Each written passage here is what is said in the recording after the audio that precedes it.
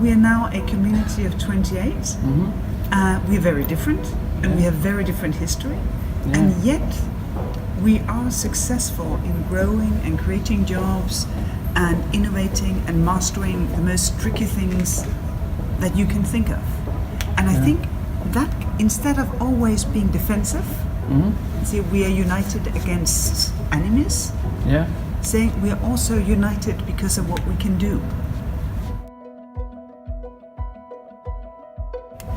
Well, I think people realize that what you get when you pay taxes is a very safe society where people for real have chances of success, because you have free education and free healthcare and very little inequality. I think some almost a level as here.